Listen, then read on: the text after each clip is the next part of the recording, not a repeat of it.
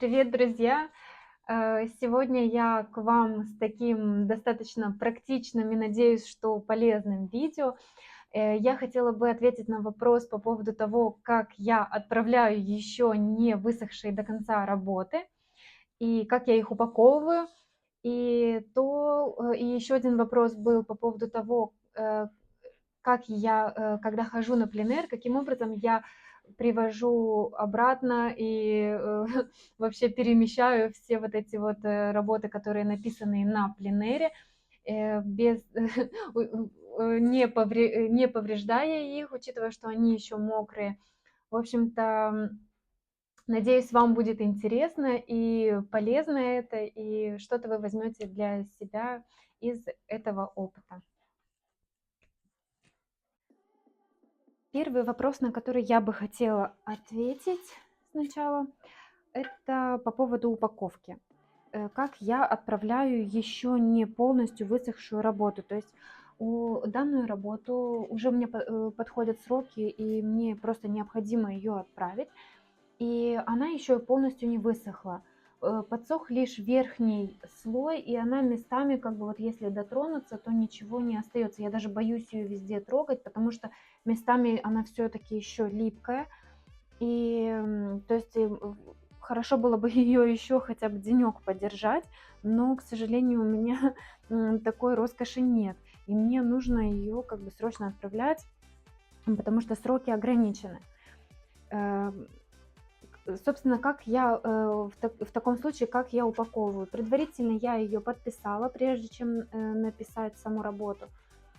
И я подготовила из этого материала, в который я упаковываю работу. Я уже в предыдущих видео говорила, что это материал, здесь он называется пена.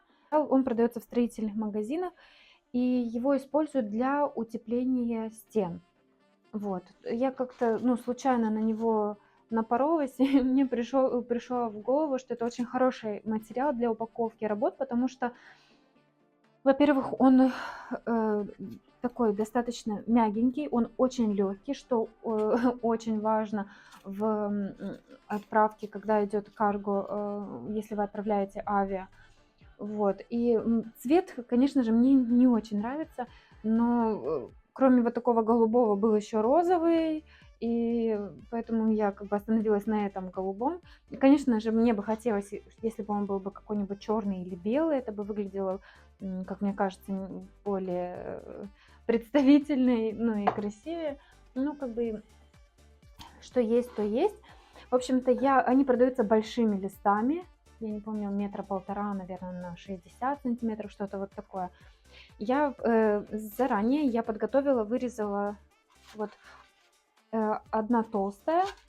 В общем-то, я покупаю листы 2 сантиметра и сантиметр. Есть еще 3 сантиметра в толщину. Я их использую для таких прям работ больших, которым нужна дополнительная упаковка, чтобы они не сломались. Вот. Собственно, для такой работы 20 на 25 я использую одну подложку толщиной 2 сантиметра, верхняя у меня будет сантиметр. Вот. И каждую работу, которую я отправляю, я упаковываю вот таким образом. Я вырезаю отдельно бортики. Если у меня одна работа, мне достаточно вот такого бортика, его использовать в толщину, то есть этих 2 сантиметров достаточно. Если работ несколько, я их упаковываю одна на другую, то я уже по их толщине в высоту вырезаю такие борты, как мне нужно.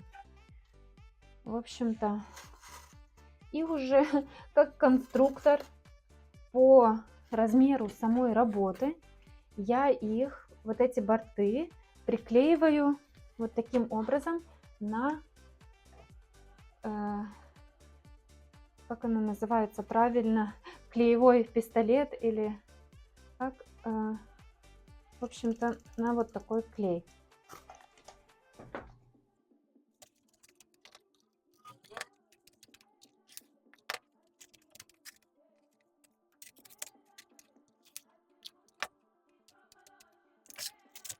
После того, как я прикрепила бортики, вот, у нас остается вот чуть больше или около сантиметра такая воздушная подушка. То есть когда мы будем накрывать сверху верхним слоем, то есть как крышкой, наша работа не придавливается, и у нее остается вот это вот пространство. То есть даже такое достаточно такое как бы жирное импаста, оно как бы можно спокойно отправлять в таком виде и не переживать. То есть после того, как я стала таким образом отправлять работы, то есть раньше я пробовала различные варианты, но, к сожалению, особенно когда лето или жарко, даже высохшие работы, у меня с ними были проблемы. Сейчас что я делаю? Так, эту работу я сначала вытащу.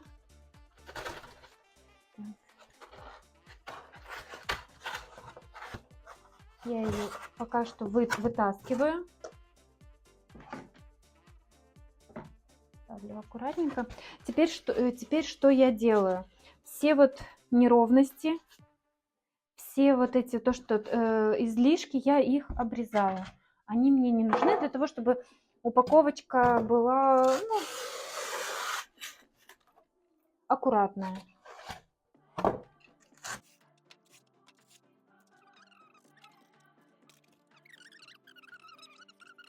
То, что где-то какие-то неровности есть, это ничего страшного. Вот, потому что материал такой мягкий. Собственно, после того, как я выровняла эту коробочку, я снова отправляю сюда эту работу. Ее хорошенечко вставляю на место.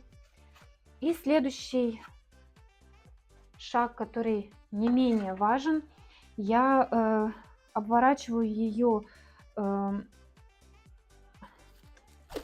стретчем. И когда обворачиваю, я пытаюсь стянуть вот эти борты таким образом, чтобы они плотно удерживали эту работу. То есть для того, чтобы работа, вот прям натягиваю, для того, чтобы работа внутри не ходила. Вот таким образом. Прям плотненько-плотненько. Этот момент очень важен, потому что в процессе того, как посылка будет идти, ее, естественно, будут кидать. Как почта работает, всем известно. Я думаю, особо от страны это не сильно зависит. Везде одно и то же в этом плане. Вот где-то я тут маслом запачкаю, сейчас оно меня преследует везде. И вот так аккуратненько. Вот что у нас получилось. То есть теперь она вот, ее если потрусить в обратную сторону, то есть она стоит очень плотно. Сверху у нее вот есть сантиметр воздушная подушка. Сверху стретч. И еще один шаг, это мы добавляем вот эту крышку. Также я во все работы я ставлю, когда отправляю, я ставлю в подарок ручки и визиточку. Ручки я делала давно еще со своим инстаграмом, тогда у меня еще не было сайта. Вот, следующую уже, когда буду партию заказывать, уже буду заказывать с сайта. Вот, и закрываем вот этой крышечкой. Если кто ставит подарочки или что-то еще, можете поставить таким же образом сверху и какой-нибудь подарок. Там, ну, кто открыточки ставит. Опять же, обрезаю лишние моменты вот эти. Вот так. И еще один слой стреча.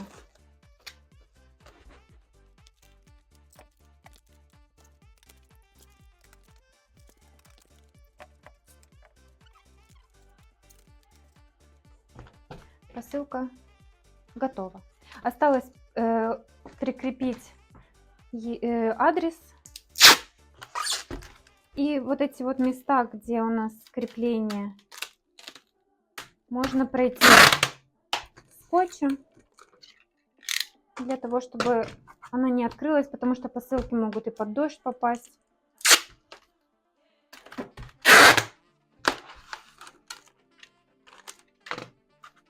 Вот таким образом. Наша посылка готова. Осталось прикрепить адрес. В верхнем углу я клею свой обратный адрес, на случай, если посылка теряется, чтобы она вернулась ко мне. И внизу адрес получателя. Вот и все. И можем нести на отправку.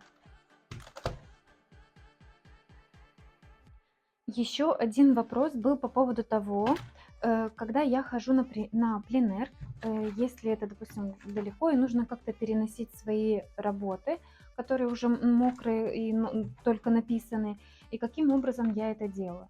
В общем-то, этот вариант я подсмотрела у Вячеслава Короленкова и изготовила вот такой вот, но сразу скажу, что этим вариантом я не совсем довольна. У него есть не именно тем, который сделала я, поскольку я не нашла нужный материал и еще и не было как бы времени у меня на это.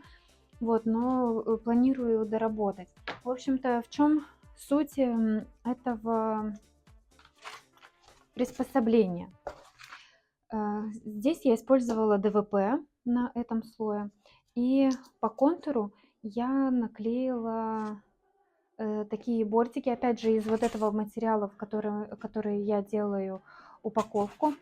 Все для того, чтобы облегчить эту ношу, потому что одна из больших вот для меня проблем выхода на пленэр — это тяжесть всего вот этого вот приспособления. Этюдник тоже весит у меня очень тяжелый. Я вот планирую что-то придумывать, потому что у меня со спиной проблемы есть, и в общем-то, для меня это очень тяжело. И в данном случае я использовала ДВП. Здесь я использовала этот материал, вот эту пену для упаковки. По контуру проклеиваются бортики, здесь где-то сантиметр, и сантиметр с этой стороны на этой части.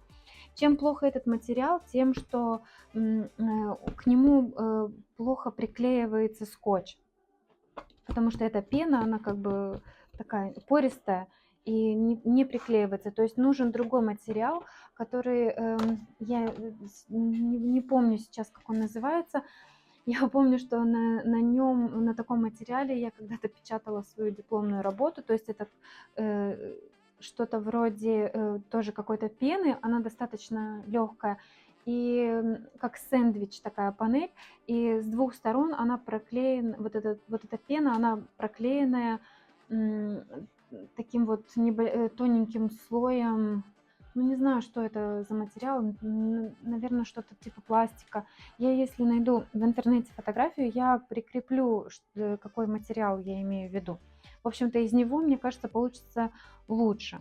Но вот эти перегородки можно делать из вот этой пены, дабы облегчить. И в чем прелесть? Мы наклеиваем нашу работу, неважно, на чем мы пишем, будь то картон, бумага или ткань. Я одну вот приклеила, чтобы вы понимали, и она держится. Надо получше, можно по контуру приклеивать. Вообще, еще лучше всего будет держаться ткань, поскольку она легче, или бумага.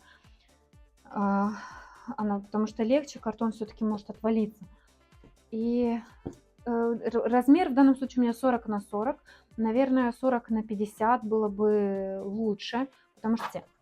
И можно увеличивать постоянно, то есть уже на вот эту поверхность точно так же проклеивать вот эти вот бортики, и эту же поверхность использовать для того, чтобы клеить следующий слой работ, в зависимости от того, сколько работы, как надолго вы едете или идете на пленэр. И вот таким способом, вот, допустим, сюда вы приклеили бортики, и следующим слоем закрываете. Опять же, здесь тоже самые бортики. сюда клеите работу и опять следующим слоем. И вот так можно дублировать вот эти вот, как сэндвич панели получается. И можно дублировать и делать ту толщину и на такое количество работ, которое вам нужно. Собственно, идея такая. Мне она очень понравилась. И вот я тогда сделала себе вот как бы один слой, да, надо здесь несколько работ с этой стороны, несколько работ с этой помещаются. И я тогда брала с собой еще дополнительные, в общем-то. Но так я полностью не осуществила эту идею, но вот как пример могу показать и поделиться тоже с вами. Мне очень понравился. Вот, но я планирую его дорабатывать, потому что, ну, такой у меня очень сырой вариант, не совсем удобный. Вот. Можно еще потом это делать на первую и последнюю, на первый и последний слой можно приделывать такой вот как крепление сверху и что-то вроде ручки, чтобы носить как чемоданчик. Вот. И также можно вытаскивать вот эти дополнительные, и они будут служить в качестве мольберта, то есть подложка уже готовая, эти работы не нужно куда-то откуда-то перекладывать, то есть дополнительно этюдник носить не обязательно, достаточно палитру и краски тоже как-то придумать себе, и вот, и то есть это будет служить вам и вместо этюдника, и сразу же тут же можно и хранить мокрые работы, и их как-то передвигать, переносить. Собственно, вот, надеюсь, я объяснила, ну, понятно, и потому что у меня все-таки здесь незаконченная версия вот того, что я как бы в итоге хочу сконструировать. Вот. Наверное, вот этот способ для переноса пленэрных работ натолкнул меня на создание вот этой палитры, которую тоже с бортами, которую можно вот так закрывать и точно так же переносить с собой и сделать ее одним из слоев, допустим, вот этого нашего сэндвича для переноса работ. То есть один, вот можно несколько вот слоев сделать вот этих вот контейнеров для работ. То есть естественно, работы будут в данном случае максимально, вот какой размер вы изготовите. Допустим, я хочу сделать 40 на 50, потому что в данном случае у меня 40 на 40. И вот палитра может стать одним из слоев вот этого сэндвича. Ну, можно использовать и палитру поменьше, и также ее прикладывать к... То есть, если такая палитра велика для того, чтобы брать ее с собой, можно использовать палитру поменьше. И вот несколько слоев таких контейнеров для переноса работ будет достаточно.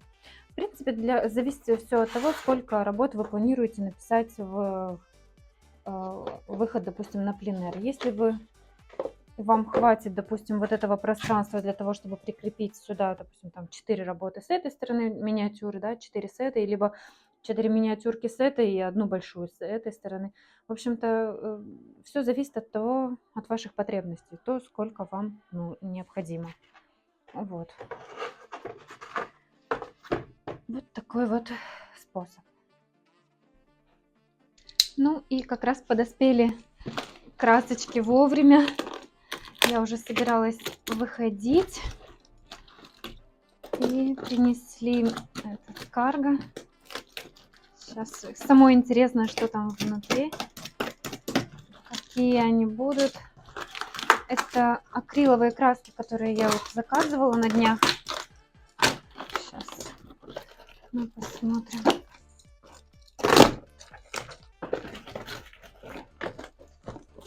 У нас сильный дождь на улице. Ну, упаковка так себе, скажу, что могли бы упаковать и получше, потому что обычно они хотя бы в пупырку какую-нибудь упаковывают или что-то, чтобы они, ну, вроде бы все целое, ничего не разбилось. Да. Вот, но помялась. Упаковочка на троечку по 10-бальной системе. В общем, это фирма Art Deco. Я не знаю насчет ее качества. Буду пробовать. Вот. Это большую банку я взяла, это белила. И вот она прямо, эта коробка прямо рассыпалась, честное слово. В этот раз я вообще недовольна. Могли бы как-то получше это все упаковать. В общем-то, придется их вот так вот доставать, эти все краски по одной. В наборе есть еще одна белая. Так, эту можно выкидывать. Вот. Здесь был набор, по-моему, из 12 цветов. Так, чтобы было видно.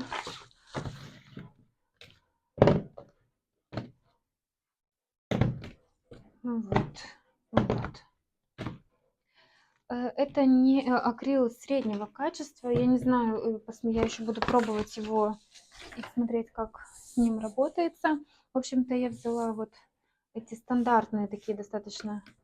Упаковка с более-менее стандартными цветами, которые они предлагают. И взяла дополнительную упаковку вот с такими пастельными оттенками. Вот такое. Так, сейчас я вот так. И посмотрим на их качество. Кто знает об этой фирме, напишите, пожалуйста. Может, вы сталкивались. Ценник у них вообще копеечный. Особенно если относительно масла учитывать, то вообще очень дешевый, даже можно сказать. Вот. И если мне не понравится, буду использовать их возможно, для подмалевки или для грунта, если опять же они подойдут. Посмотрим. В общем-то, эти красочки пришли, буду экспериментировать. Уже интересно даже. Спасибо большое, что досмотрели это видео до конца. Я надеюсь, что для вас это была полезная информация. Я старалась это так и изложить, насколько я это умею, более-менее доступно. И понимаю, что я оратор так себе, но очень хочется поделиться какими-то полезностями и своими наработками. Вот, поэтому буду рада, если вы напишите в комментариях, возможно, у вас есть какие-то свои методы, способы и свои какие-то лайфхаки, поэтому жду вас в комментариях, обязательно будет интересно обсудить, и думаю, что для многих это будет полезно, какая-то дополнительная информация. Вот, так что спасибо за просмотр, всем спасибо, всем пока.